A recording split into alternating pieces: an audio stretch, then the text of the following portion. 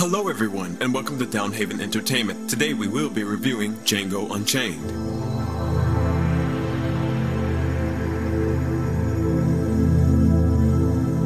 Hey guys, guess what? I'm back for some movie reviews.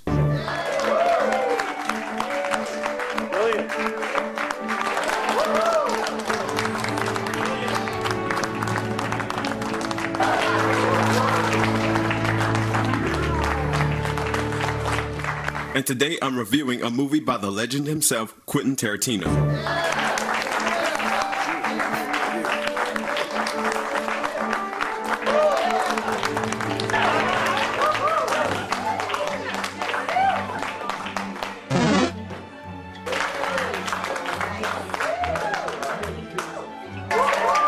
Now, I was pretty hyped about Quentin Tarantino making another movie. I like most of the stuff that he's directed. He definitely has his own style in filmmaking in Hollywood that breaks the norm. And when I'm watching a movie directed by this guy, at parts I just have to say to myself, this is Tarantino. And also, I was excited about Leonardo DiCaprio, Jamie Foxx, and Samuel L. Jackson all in one movie. It seemed like some fun entertainment, but was it? Well, let's get into the movie. The movie stars Jamie Foxx as Django Freeman, who killed it as his character. He was the most likable character in this movie, in my opinion. He was sympathetic, yet you know this guy doesn't want your sympathy because he is a pretty tough character who can hold all on his own. Though some of the things he had to do was pretty messed up, they explained it as well as you understood why he did what he did. And he was just a cool cat that you didn't want to cross. Superb job. Leonardo DiCaprio as Calvin J. Candy. DiCaprio also nailed it as this character. The character he plays is an awful man, but yet at some parts I couldn't help but like him. But then he does or says something that's foul, then I'm back to hating him, which is a sign of great writing and direction.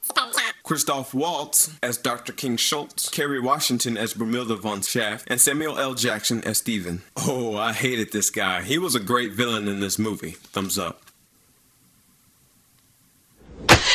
Now let's talk about what worked for the movie. The script and timing. Of course, in a Quentin Tarantino movie, there's going to be great dialogue. Even when the movie slows down so characters can talk, I feel entertained. Even if this movie didn't have all of the action and gunslinging in it, I'd be okay with it. It was great getting to know these characters, and their motivations were fairly valid for this movie in particular. And the timing was pretty good too. The movie is dealing with a heavy subject matter that actually happened, but made a fantasy movie based on something that's actually happened, which is slavery. Yet it had many jokes placed here and there that renewed my mirth and allowed me to lighten up and accept this movie as fun entertainment rather than kind of depressed or pissed. Though it did have some moments where I was like, man, people are messed up. But hey, that's only motivation for Django, because Django doesn't sleep, he waits. Thumbs up. Now, all of these characters are written very well, but I can go on all day about all of them. But the one that stood out to me the most was Django Freeman. I love the evolution of this character, from the scared, shy, timid man to the black Clint Eastwood. Very entertaining to watch. 90% of the music. The music was really good and really helped this movie along in places. What I really liked was that it wasn't constantly going on. There was a lot of dialogue and sounds, which to me, in my opinion, makes the movie better, and it helps you to think about what's going on the screen. But when the music does come on, it makes a certain scene or situation that more epic. There was a scene where you can see Django walking up to the jail cell, but you really can't see him, and when he breaks open the door, you just see a silhouette on the wall of him, and a certain character is there, and that character hears Django's voice and is just filled with joy. I felt what that character felt, and chills were going down my spine, and the music that was playing really helped that scene. Thumbs up. The look of the movie. This movie was beautiful to look at. The way it was shot, the locations, the sets, all of it worked and felt authentic. Superb job. Now let's talk about what didn't work. The violence. Not that it was gross, but it was so bloody that it was cartoony to the point of comedic. Well, to me anyway. I mean, in this universe, you get shot with a handgun and you pour out blood like a faucet pours out water in a tub, which made me laugh, and I was like, okay, that's kind of dumb. But it took me out of the movie a little, personally. And there was one scene that was like Kill Bill gunslinging style set in the 1800s. One-man army against like 50 or 60 men, which felt out of place. I remember asking myself in the theater, where are these bad guys coming from? Which also took me out of the movie a little, personally. Which brings me to what else didn't work, the length of the movie. Now, this movie felt 20 to 30 minutes too long. The movie could have ended where it could have ended, but where it should have ended is where you felt it should have ended.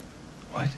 Not right now, Michael Keaton. Go away. Yeah, this... Now you want to get nuts? Come on, let's get nuts. All right, Keaton, you like hospitals? What? What also took me out of this movie just a little was the 10% of the music that was chosen to be in this movie, which was hip-hop. Now, I like some hip-hop, but personally, I wouldn't have chose hip-hop songs in this movie. Overall, I enjoyed the heck out of this movie. Tarantino entertained us by doing his own thing yet again. All of these actors brought their A game, and it looked like the actors really had fun with their roles, and it shows, therefore the audience has fun. So weighing out the pros and cons of this movie, I'll have to give this movie a solid A-.